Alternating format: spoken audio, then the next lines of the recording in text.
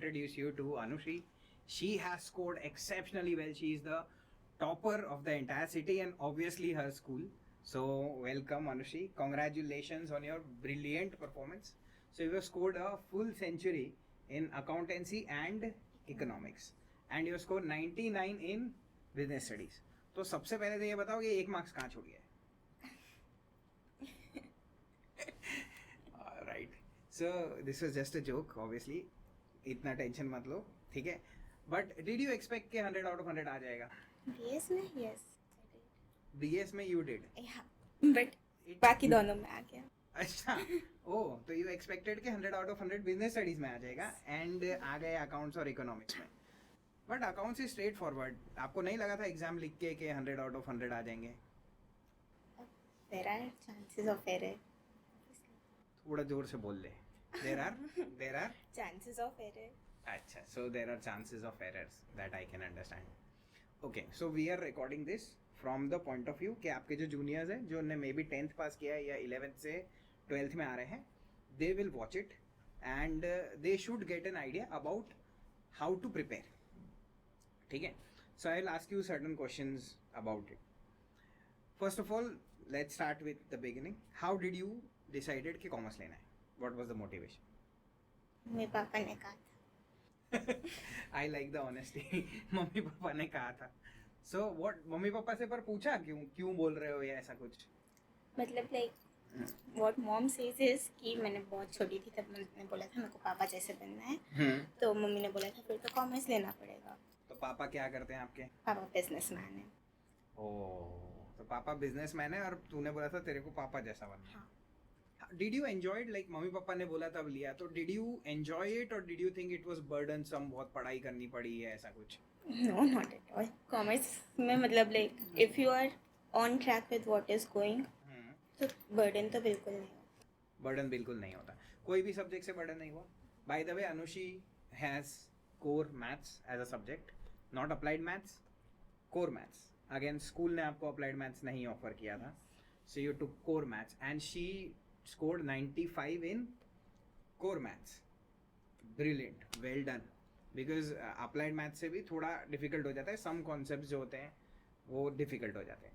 She studied with me the commerce subject. तो ये इस वीडियो में will talk about commerce subjects only. Let's talk one by. सबसे पहले तो let me ask you this question, which was your favourite subject? Accounts. Okay. And what was the reason for it being your favorite subject? Reason? It is very methodical. Like एक बार आप समझ लेते हो तो it gets fun. Just like for some people it is maths कि एक बार आप समझ लो it gets fun. तो अकाउंट्स में समझ में आ गया तो इट्स फन ऑलवेज. सो समझ में आ गया मतलब let's start with accounts then. अगर आपका फेवरेट सब्जेक्ट है तो let's start there. So accounts में what was your approach while studying 11th and 12th and what did you learn? मतलब क्या आपने 11th से 12th में कुछ इंप्रूवमेंट किया अपने अप्रोच में?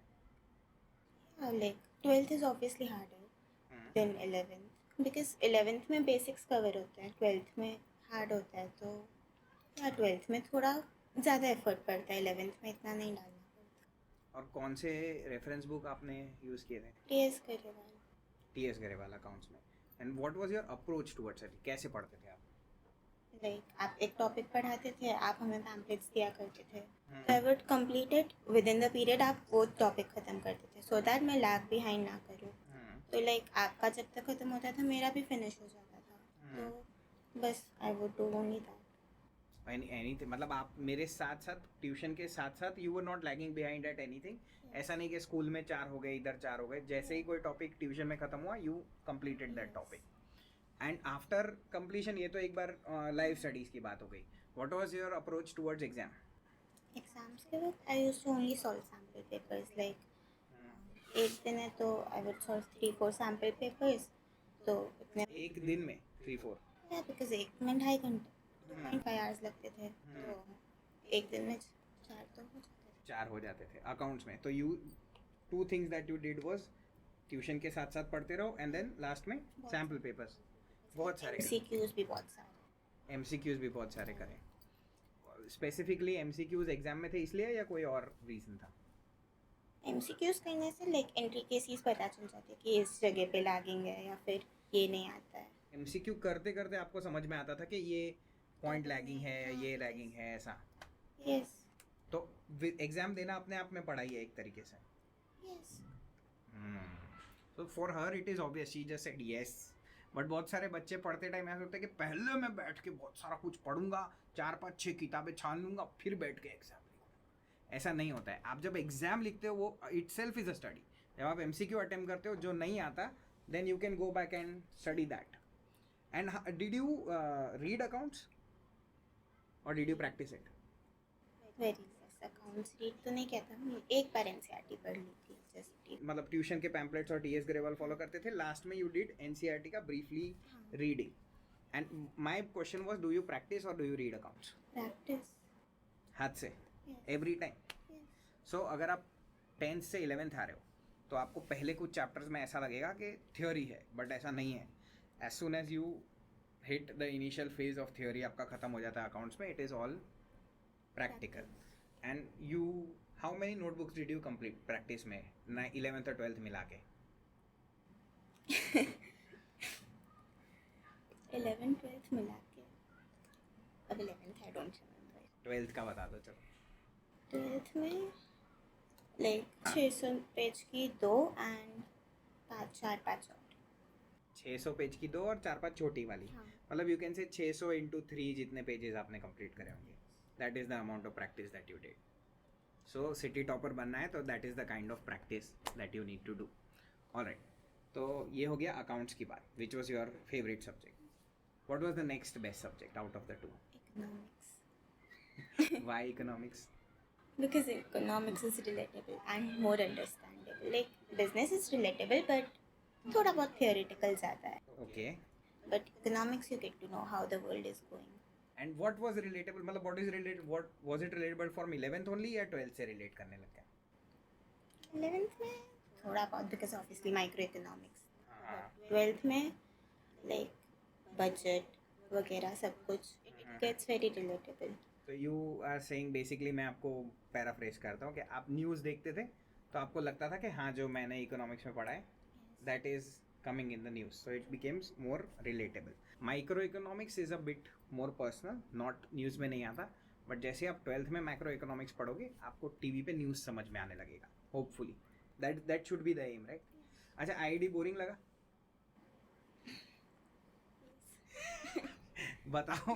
100 मार्क्स लाके लड़की बोल रही है आईडी बोरिंग लगा. What was your approach towards ID? How did you study that chapter? अच्छा, what was your approach to macro also? क्या अप्रोच था मैक्रो? मैक्रो में लाइक स्टार्टिंग में बिकॉज आपने बहुत सारे पैम्पलेट्स दी थी क्वेश्चंस की, तो नेशनल इनकम और कीन्स एक बार हो गया था, तो बाकी सारे छोटे चैप्टर्स होते हैं, सो डजंट मैटर. मतलब आप बोल रहे हो बेसिकली नेशनल इनकम कीन्स अगर आप साइड कर दो तो इकोनॉमिक्स बिकम्स वेरी लाइक आप उसको अच्छे से प्रैक्टिस स्टार्टिंग में हो गई थी, तो उसके बाद तो मैक्रो मैनेजेबल रीड करती थी मैं और क्वेश्चंस देखती थी पीछे से. लाइक संदीप MCQs ही करती थी, राइट? MCQs करते थे. तो योर अप्रोच वाज, आपने एक बार पढ़ लिया अच्छे से, then question answers and MCQs पे ज़्यादा कॉन्सेंट्रेट करते थे. Very good. And then exam time पे इकोनॉमिक्स में क्या करा? एग्जाम टाइम पे I used to read, but yes मेरे को वो बहुत रीडिंग बुक्स नहीं उसकी पैम्पलेट्स ही, बिकॉज उससे मेरे को कीवर्ड्स मिल जाते हैं, याद रहते हैं. तो अनलाइक अकाउंट्स, इसमें आपने सैम्पल पेपर थोड़े कम करे और you are reading more in economics. Did you approach it with understanding point of view और वाज इट कि मेरे को लर्न करना है point by point? Like economics understand करके पढ़ सकते हैं. इनफैक्ट कोई भी सब्जेक्ट ऐसे. श्योर. लोग तो बोलते हैं ना ऐसा फॉर्मेट होता है ऐसा लर्न करने का, ऐसा कैश फ्लो में फॉर्मेट नहीं था, ऐसा याद नहीं रखना था ये इधर ही, ऐसा नहीं. So guys, if you do understand a subject, तो it becomes easier. As you said, she is in denial कि ऐसा कोई फॉर्मेट नहीं. कहीं भी कोई ऐसा नहीं था कि ये फॉर्मेट ऐसे लर्न करना है और ऐसे ही लिखना है. ऐसा कभी हुआ पूरे 11th 12th में कि इसको ऐसा लिख लिया, ये ऐसा लिखा हुआ आएगा एडजस्टमेंट, मैं ये साइड लिख दूंगी, ऐसा कभी हुआ? नहीं हुआ. That clarity should be there. अगर आप पढ़ रहे हैं और आपके टीचर या कोई फ्रेंड आपको ये बोल रहा है कि ऐसा क्वेश्चन आएगा तुझे यहाँ लिख देना है, you are reading wrong, you are doing something very wrong.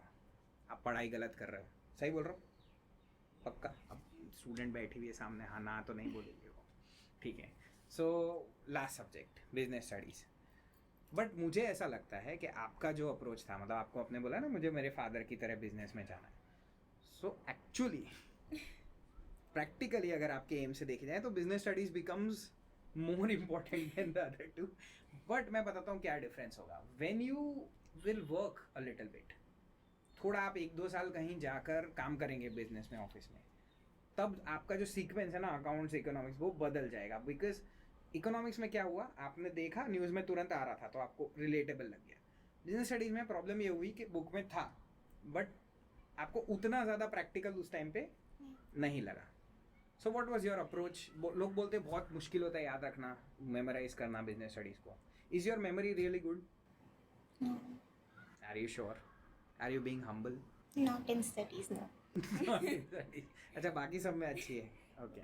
So what was your approach to business studies? कैसे पढ़ा आपने? बिजनेस स्टडीज़ में लाइक मैम बहुत सारे केस स्टडीज़ देते थे, आपने केस स्टडीज़ के बहुत सारे पैम्पलेट्स दिए थे, तो ये चैप्टर रीड किया, उसके बाद केस स्टडीज़ कर लिए। डायरेक्टली केस स्टडीज किया, मतलब व्हाट वाज योर अप्रोच? मैं लोग बोलते हैं ना पॉइंट्स याद रखने पड़ते हैं। वो आई यूज टू लाइक, पहली बार में तो किसी को भी पॉइंट्स याद नहीं होते, तो 1-2 बार वन साइड रेड, उसके बाद पूरा चैप्टर नहीं, लाइक जस्ट लास्ट में एक बार मैं समराइज करती थी कि कौन से पॉइंट्स हैं। मतलब दिस इज़ माई ट्रिक कि चैप्टर खत्म हुआ उसके बाद मैं समराइज करती थी कौन से पॉइंट्स। अगर वो टॉपिक के सारे पॉइंट्स मेरे को याद नहीं है तो मैं उन्हें 3 बार या तो बोलती थी या तो लिखती थी, तो थोड़ी देर में याद हो जाते थे। ओके, तो and how many repetitions of this thing you had to do?